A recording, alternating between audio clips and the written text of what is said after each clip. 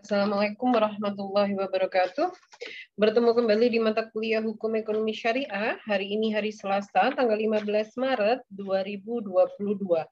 Pertemuan kali ini pertemuan kelima dari 16 kali pertemuan yang sudah kita jadwalkan di dalam rencana pembelajaran semester genap tahun akademik 2021-2022.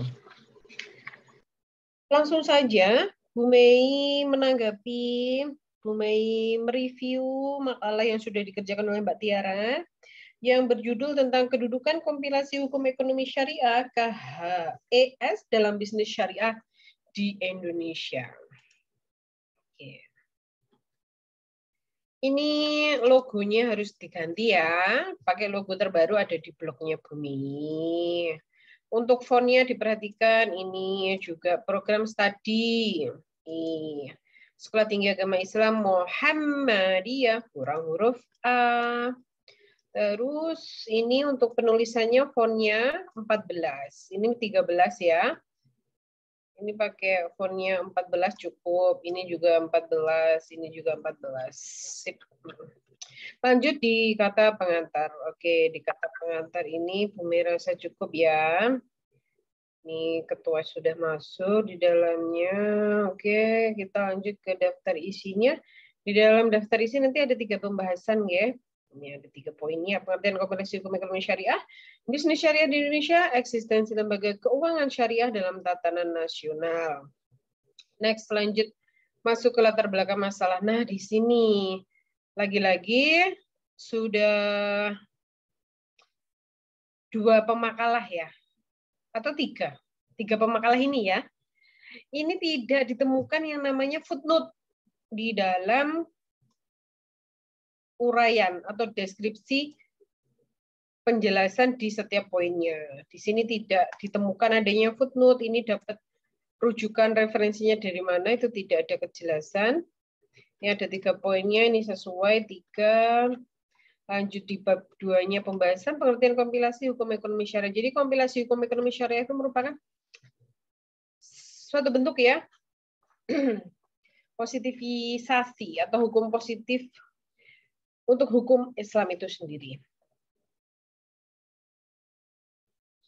Jadi KHES ini terbentuk dari adaptasi terhadap konteks kekinian yang ada di negara kita tercinta, yaitu Negara Kesatuan Republik Indonesia. KHES di sini merupakan sumber hukum yang berlaku, yang digunakan acuan pedoman di peradilan agama di bidang ekonomi syariah. Jadi setelah disahkan Undang-Undang Nomor 3 Tahun 2006 tentang peradilan agama, maka dilengkapi juga dengan diberlakukannya kompilasi hukum ekonomi syariah.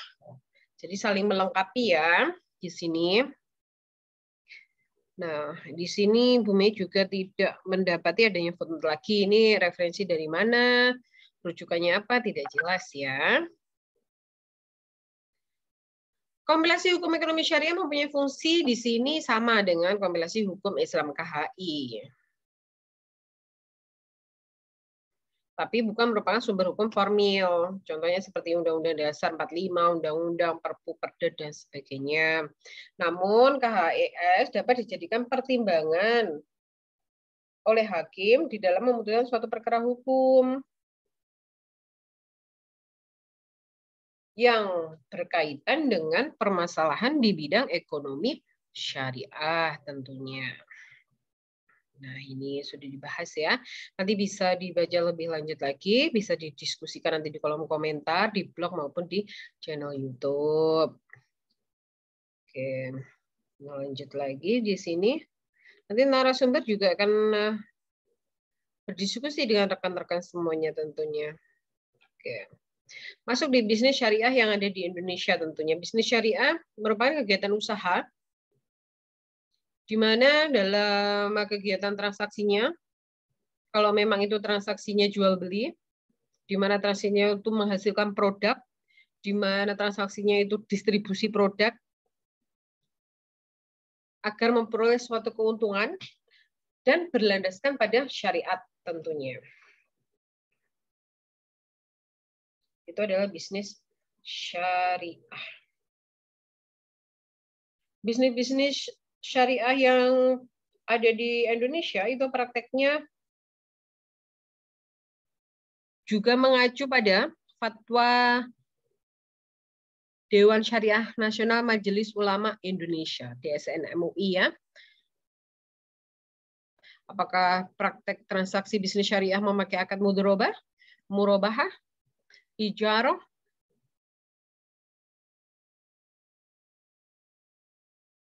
itu ada semua di fatwa DSN MUI. Sudah diatur di sana, rukun syaratnya, landasan hukumnya. Terus dilanjut lembaga eksistensi keuangan syariah dalam tatanan hukum nasional di sini. Jadi memang untuk perbankan sendiri, bank syariah itu tahun 1992 ya. Ini memang ditandai dengan berdirinya Bank Muamalat Indonesia yang ada di Indonesia. Dan juga adanya pemberlakuan Undang-Undang Nomor 7 Tahun 1992 tentang perbankan. Terus dilengkapi lagi Undang-Undang tentang perbankan lagi yang di dalamnya memang mengatur ada unit usaha syariah itu tahun 1998 dikeluarkan. Terus ada lagi yang terbaru itu tahun 2008. Undang-undang tentang perbankan syariah, tapi di sini belum ada ya. Nanti mungkin bisa dilengkapi oleh Mbak Tiara.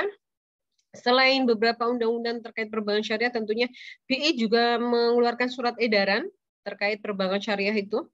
Jadi bisa dijadikan pedoman acuan juga oleh perbankan di dalam menjalankan praktek perbankan syariahnya.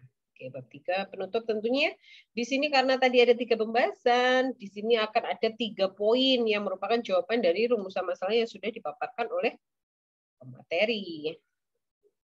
Oke, ini lebih ke teknis penulisan ya. Ini masih ada 2 untuk referensi atau daftar pustakanya seharusnya minimal 5.